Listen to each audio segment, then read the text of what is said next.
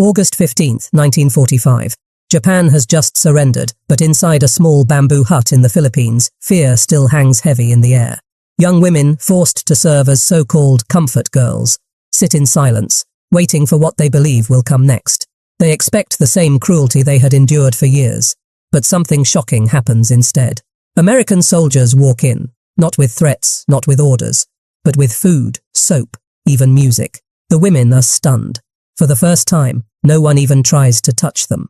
Why did this happen? And how did it change everything they thought they knew about war? Stay with me as we uncover this forgotten chapter of World War II. And if you want more true, untold history, make sure to subscribe, like this video, and support the channel. It helps us keep bringing you these powerful stories. The last broadcast reached even the farthest corners of Asia. On the afternoon of August 15, 1945, Emperor Hirohito's voice broke across radio waves, filtered through static, declaring surrender in language so formal many could not grasp its meaning at first. In Tokyo, some wept, others rioted. But hundreds of miles away, in the sweltering huts of Luzon, the words meant little to the young women who sat on reed mats, fanning the thick air. For them, war had not ended. The guards still came, the doors still closed, and the dread of footsteps still measured their days. The paradox was cruel. For years, uniforms had meant possession, orders, and the certainty of being touched whether they wanted it or not. The system that held them was both vast and banal. Comfort stations stretching from Burma to Shanghai, staffed by women who were told they were serving an empire, when in truth they were captives of its machinery. Numbers vary, but even the most cautious historians estimate between 50,000 and 200,000 women passed through this network. Many were Korean. An Allied report in 1944 suggested as many as 80 to 90%, though Chinese, Filipino, Indonesian, Taiwanese and Dutch women were also forced into service. Ledgers tracked them like inventory. Some were assigned to barracks on the outskirts of Manila, others to makeshift huts in the jungles of Burma. A Japanese army medical officer once described the system in chillingly bureaucratic terms. Women were inspected, listed and rotated to meet quotas. Survivors later recalled being lined up for weekly checks, where humiliation came not only from the prodding of doctors, but from the tally marks that followed. One woman, remembered decades later, said simply, "We were not people. We were schedules."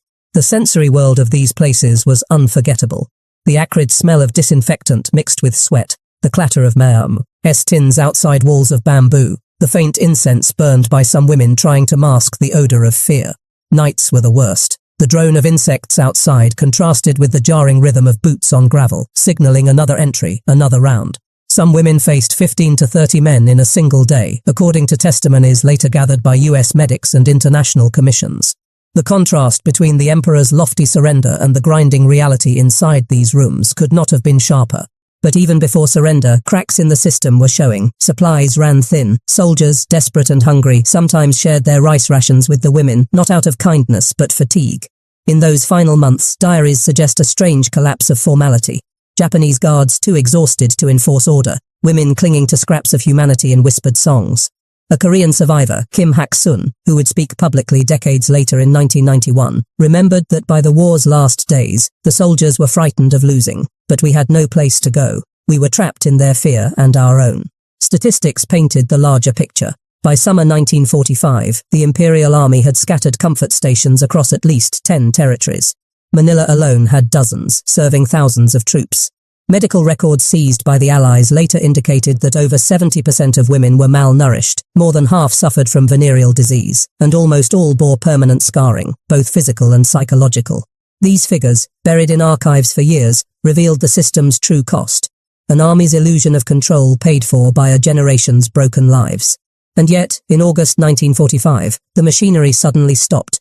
Orders from Tokyo no longer carried force. The guards who had ruled these huts listened to the radio, their faces blank, their authority dissolving in static. Outside, Allied convoys rolled closer, their diesel fumes mingling with the humid air. The women inside did not yet know what to expect. They only knew that a change was coming, and with change came terror. What kind of men would arrive?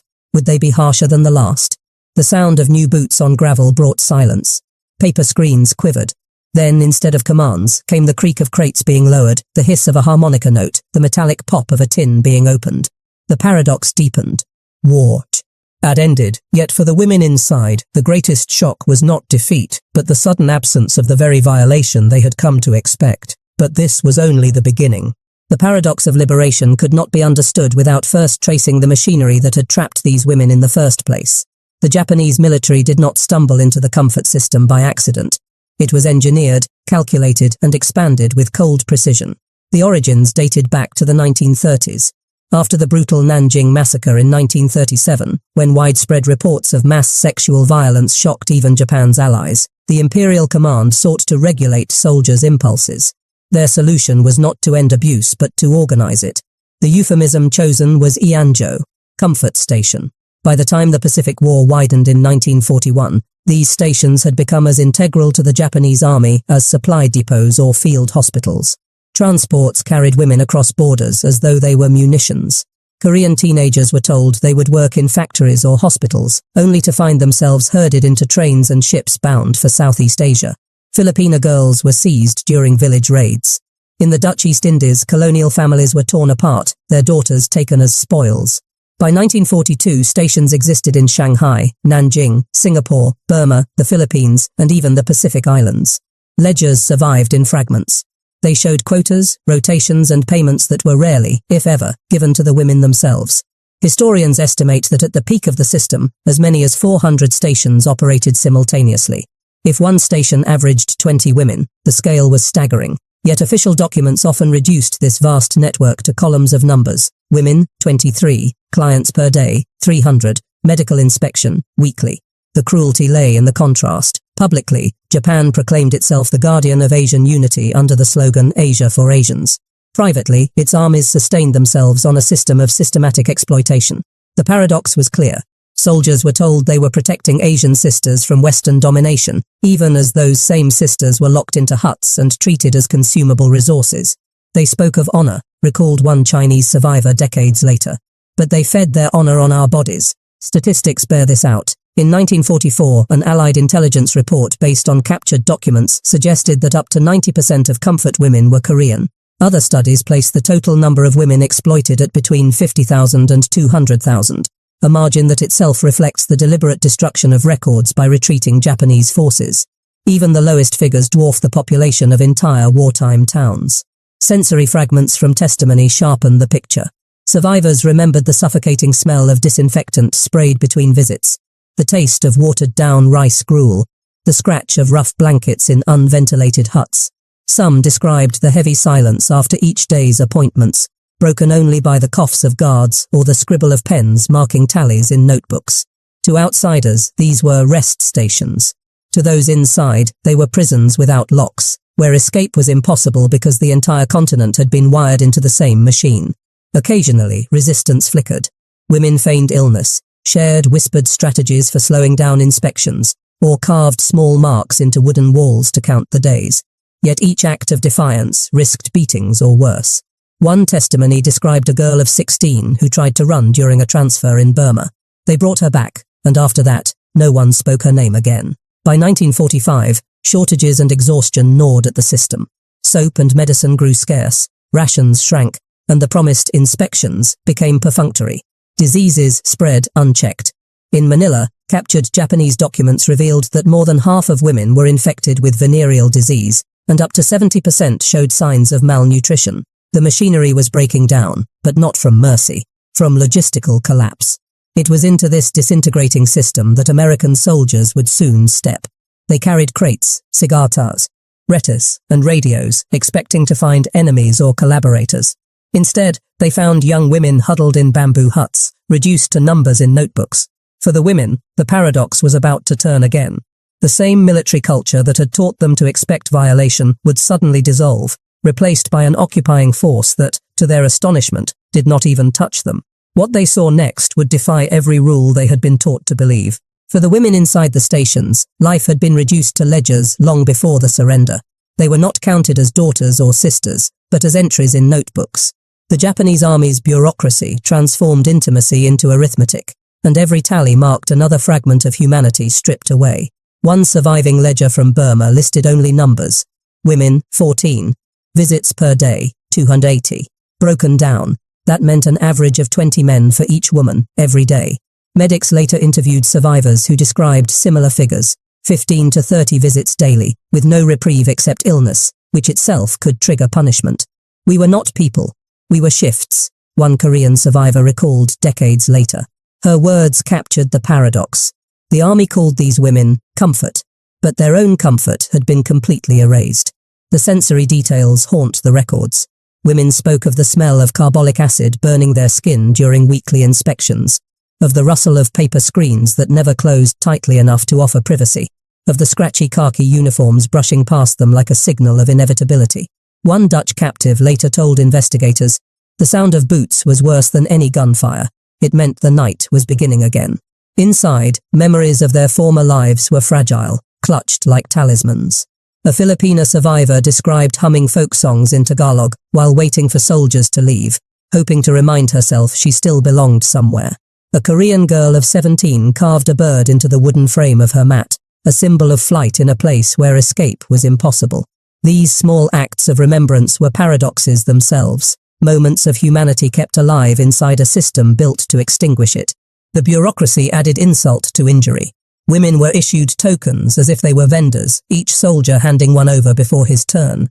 Some stations even kept receipts. Soldiers received stamped passes confirming their visit, a grotesque parody of civility layered atop systemic abuse. The Japanese officers who supervised these huts reported their efficiency in clean, clinical language. One document described how women could be rotated every 2 months to maintain morale. The casual cruelty of the phrasing left no room for the screams it concealed. Numbers reveal the cold scope. By 1943, an estimated 400 comfort stations operated across Asia. If each housed 20 women, that meant roughly 8,000 women at any one time. Multiplied over years of war and transfers, the totals swelled into the tens of thousands. Survivors later testified that some girls were as young as 12, their bodies not yet able to bear the weight of the system's demands. Medical records found by U.S. Army units in the Philippines after liberation showed venereal infection rates above 50% and evidence of forced abortions conducted without anesthesia. Yet amid this brutal arithmetic, paradoxes of survival emerged. Some women described guards who smuggled them extra rice balls, not out of kindness, but because disease made them less useful. Others remembered fleeting alliances, one girl distracting a soldier so her friend could rest for an hour. Survival required such improvisations, but each act was swallowed again by the machinery of exploitation. When the Emperor's voice crackled over the radio on August 15, 1945, the ledgers did not close. Guards continued their routines for days, uncertain of orders. Women, trained by fear to obey, kept silent. The sound of boots still haunted the night, though now those boots carried hesitation. In the distance, however, new engines were approached. Ching, louder, heavier, unfamiliar. American convoys were rolling through Manila's outskirts, and with them came a different kind of paradox. Soldiers who brought crates of food instead of ledgers, and who measured their presence not in tokens exchanged, but in gifts offered. For the women staring through bamboo screens, waiting, disbelief became the new form of fear. They braced for what they knew, and instead encountered the unimaginable. The first signs of liberation were not words, but smells and sounds. Diesel fumes of American trucks drifted into the compounds, mingling with the damp, musty air of bamboo walls. Instead of the sharp bark of Japanese commands, the women heard unfamiliar drawls and laughter, the clatter of metal crates being lowered onto gravel. For women conditioned to brace their bodies at the sound of boots, the pause was unbearable. They expected the routine to resume. Orders, inspections, the inevitable touch. But what entered through the paper screens was not demand, but the metallic pop of a tin can being opened. Witnesses later described the moment with disbelief. A Korean woman recalled, "They set down food, real food, and stepped back. We did not understand. We thought it was a trick." The soldiers offered soap, cigarettes, even a harmonica. A Filipina survivor remembered the sweet, sticky taste of canned peaches, so foreign to her tongue that she wept while eating them. The paradox was crushing. Uniforms still filled the doorways, but for the first time, no hands reached for them. Some American soldiers tried to speak. Few shared a common language, so gestures did the work. A bar of chocolate unwrapped, a cigarette lit and handed across with an awkward smile, a harmonica note echoing into the humid air. Each small act carried more weight than any proclamation of surrender. One man put his rifle against the wall and played music, recalled a Dutch captive, and we realized he would not touch us. That sound was freedom. The contrast could not have been sharper. For years, Comfort stations had functioned as prisons without locks, where women's bodies were claimed nightly in the name of discipline. Now, suddenly, the very men who could have exercised the same power chose restraint. The shock was physical. Some women recoiled, convinced violence would follow if they react, heed for the food. Others froze, unable to imagine that touch could be withheld. "We thought they were waiting," said one survivor. "Waiting to show kindness, then take what they wanted. But they never did." The statistics from US Army medical teams underline the scale of what they found. In Manila, reports noted that more than half of the women liberated suffered from venereal infections, and over 70% showed signs of malnutrition. Many were too weak to stand when soldiers arrived. Army doctors recorded that several weighed less than 80 pounds, their ribs protruding, their skin paper-thin from years of deprivation. To the medics, this was evidence of systemic exploitation. To the women, the first taste of canned peaches or a spoonful of condensed milk was almost unbearable. "It was too sweet," one said later. "We were not used to sweetness anymore." The sensory impressions of liberation stayed with them. The sharp bite of soap on skin scrubbed raw after years without it. The heavy fabric of American ration sacks, repurposed as blankets. The strange twang of English words echoing in rooms that had known only commands in Japanese. One Korean girl later recalled, "The first time I washed with real soap, I cried. My body remembered what it was like to be clean." Trust, however, did not come easily. Trauma had trained them to expect betrayal. Even as days passed without violation, many women refused to sleep, waiting for the inevitable reversal. American soldiers, unprepared for the depth of suspicion, often left gifts at the doorway and retreated, not realizing that this very act, leaving women alone, untouched, was the greatest gift of all. The paradox of restraint became its own kind of shock. In a world where uniforms had always meant possession, the refusal to touch was revolutionary. And yet this revolution began not with speeches, but with soap, peaches, and a harmonica played in a bamboo hut as the war slipped into silence. But behind those simple gifts lay another layer of the story. The clinical records, interviews, and statistics that sought to measure suffering in numbers, even as no number could capture the weight of years stolen. The crates of food and the harmonica songs told one story. The paperwork and reports told another. For the US Army, the liberation of women from Japanese comfort stations was not only a humanitarian shock, but also a trove of intelligence.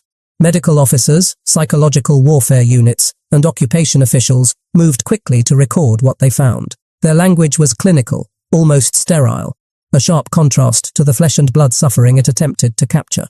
In one report from Manila in late 1945, Army medics noted that approximately 75% of females examined showed evidence of venereal disease, malnutrition, or chronic infection. Another document recorded average body weights as low as 80 pounds, with several women showing signs of anemia and vitamin deficiency. A field officer wrote bluntly, "These girls have been worked beyond the point of collapse." Numbers piled onto pages. Height, weight, pulse, infections, pregnancies terminated. In the cold light of the examining tent, human beings were once again reduced to figures. The paradox here was striking. For years, Japanese officers had kept ledgers tallying clients per day. Now, American medics compiled charts noting lesions per case, or caloric intake needed. Both systems turned bodies into data, though one sought to exploit while the other aimed to heal. Still, survivors later remarked on how even compassion felt distant when filtered through clipboards. "They measured us like cattle," one Korean woman recalled in a 1990s testimony, but at least this time the measuring came with medicine. Sensory memories sharpened the contrast. Survivors described the sting of iodine on open sores, the metallic taste of quinine tablets pressed into their palms, the cold steel of thermometers under their tongues. Some wept not from pain, but from the realization that someone intended to cure rather than control. An army nurse later wrote in her diary, "They had forgotten what gentleness felt like. Even a bandage was met with suspicion." Psychological warfare teams also gathered testimony. They interviewed women about Japanese soldiers' morale, movements, and behavior, hoping to mine trauma for strategic insights. In one declassified transcript, a Filipina captive described soldiers growing more desperate, more violent, as supplies dwindled in 1945. Another Korean girl told interrogators, "They said we were serving the emperor, but they served themselves." Such statements reinforced Allied propaganda that painted the Japanese military as brutal and dishonorable. For the women, however, telling their stories meant reliving the very ordeals they longed to forget. Statistics multiplied. Allied intelligence estimated that between 50,000 and 200,000 women across Asia had been subjected to the system. Some scholars placed the figure higher, though deliberate destruction of records made certainty impossible. In 1946, occupation officials in Japan reported that entire villages in Korea and Taiwan had been stripped of young women. The scale was continental. The paradox deepened again. Liberation brought medicine, food, and attention, yet it also brought new forms of objectification. To the American army, the women were both victims to be healed and evidence to be catalogued. Compassion was real, but it was bureaucratized. "We were finally free," said one survivor, but freedom still came with forms to fill. Still, the difference was undeniable. For the first time in years, needles pierced skin to vaccinate, not to punish. Pills were given to cure, not to control fertility. Charts were kept to restore health, not to ration exploitation. The same tools, pens, ledgers, clinical notes, that had once erased their humanity now, imperfectly, began to rebuild it. Yet the most enduring memories of liberation were not written in reports or sealed in archives. They lived in the smallest gestures. The soldier who tied a sandal strap, the medic who handed over a clean cloth, the nurse who lingered just long enough to ask softly, "Are you all right?" These fragile mercies began to restore something greater than health. They began to restore trust. Trust, however, did not arrive all at once. It came haltingly, in fragments, carried by gestures so small they might have gone unnoticed in any other context. Survivors later remembered how the most ordinary acts felt extraordinary after years inside the machinery of coercion. One young woman described being given a bar of soap. She turned it over in her hands again and again, half expecting it to be taken back. The soldier who offered it did not reach toward her afterward, he simply moved on. "It was the first gift I had received that did not ask for my body in return," she recalled. Another remembered how an American private carved tiny birds out of scrap wood, leaving them near the door of the hut without saying a word. The small figures, rough and uneven, carried more tenderness than years of forced attention. Food, too, became a language of its own. The sharp sweetness of canned peaches, the heavy warmth of bread thick with butter. These tastes cut across fear. Women spoke of sitting in silence, clutching tins, too overwhelmed to eat at first. Slowly, the act of swallowing became an act of reclaiming life. It was like tasting freedom, one Filipina survivor said decades later. There were still layers of mistrust. Some women flinched when approached, expecting command or violence. Others recoiled from medical inspections, fearing another ledger of quotas. Yet as days stretched into weeks, the rhythms of kindness began to outweigh the reflexes of terror. Bandages were applied without orders, wounds were cleaned without demand. One army nurse later admitted in her diary that she could do little more than sit beside the women in silence, offering her presence as proof that not every uniform carried cruelty. Fragile friendships formed. A few survivors began to laugh again, though softly, as if testing whether the world would punish them for joy. A harmonica tune. At dusk, a soldier playing a half-forgotten folk song drew shy smiles.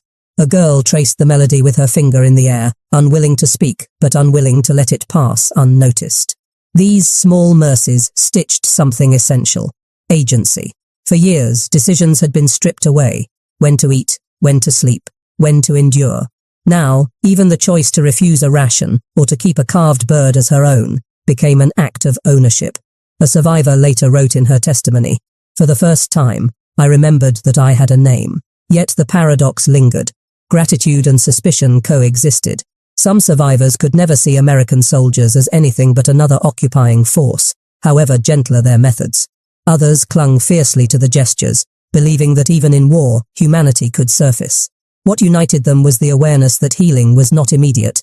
It was a process measured not in charts or calories, but in moments of dignity returned. In those huts and field hospitals, mercy did not erase what had happened. Nothing could.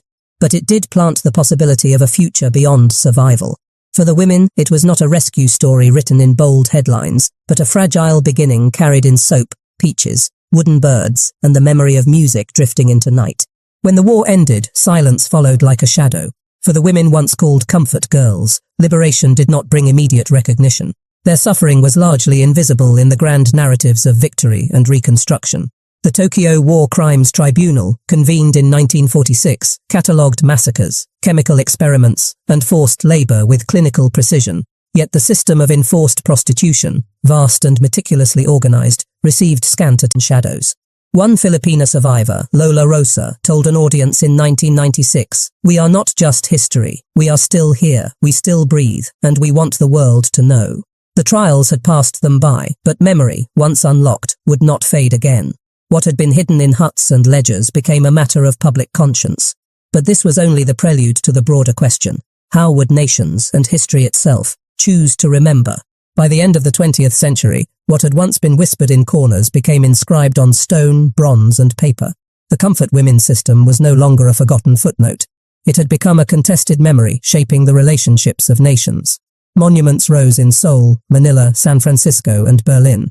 In each, the figure of a young woman sat in silence, her gaze steady, her chair beside her empty. A demand for remembrance, not pity. Yet every statue drew protest notes from Tokyo, where officials insisted the past had been addressed, the apologies sufficient, the ledger closed. This was the paradox carried into the future. The survivors had been silenced for decades, only to be disbelieved when they finally spoke. Governments argued over treaties and settlements, while the women insisted on something simpler and deeper: acknowledgement. Numbers mattered, whether it was the 50,000 estimated by conservative scholars or the 200,000 cited by activists. But the essential truth lay not in statistics, but in individual voices. Each testimony chipped away at the myth that the past could be buried. And yet, another contrast persisted. Many Americans who encountered survivors in 1945 carried memories not of conquest, but of restraint. One army doctor, years later, described the paradox in his diary. "We had been taught that the Japanese used these women like rations, expendable and replaceable. To us, they were simply human beings in need of care. I could not bring myself to touch them as they feared we would." It was a small remembrance, but one that echoed the larger theme. Sometimes mercy could subvert even the momentum of war. From huts to hospitals, from tribunals to statues, the story unfolded across scales. It began with bamboo screens trembling in the night and ended with diplomatic cables exchanged in capital cities. The women who once flinched at the Yaoson sound of boots lived long enough to see their names etched on plaques, their testimonies archived, their dignity fought for on the streets of foreign cities. They had come as captives, their identities stripped into numbers. They lived to see themselves restored as witnesses. They had been told no one would care. Yet decades later, students studied their words, journalists wrote their names. Tension. It was as if the ledgers that once reduced them to quotas had been burned along with the evidence. Statistics were there for anyone who looked. Historians estimate between 50,000 and 200,000 women were forced into Japan's military brothel system across Asia. Registers showed trainloads of women moved from Korea, the Philippines, China, and Burma. Medical officers kept reports on venereal infection rates and pregnancy terminations. Yet in tribunal records, the words "comfort station" rarely surfaced. Justice had chosen its categories of crime, and sexual slavery did not fit easily into the boxes drawn in 1946. Many survivors tried to bury the past, forced into silence by stigma. In Korea, families often disowned daughters who returned. In the Philippines, women married quietly, telling no one. Shame was a weapon as powerful as the bayonet. One Korean survivor later admitted, "I did not tell even my children. I lived like a ghost in my own house." But silence is never complete. In 1991, nearly half a century later, the first testimonies broke through. Kim Hak-sun, a Korean survivor, stepped before cameras and declared that she had been taken at age 17 and forced into military brothels. Her words ignited a global reckoning. Others followed. Filipina Lolas, grandmothers, stood before microphones, their voices quivering but insistent. Chinese survivors brought suit in international courts. The weight of decades fell into the open air. Governments reacted unevenly.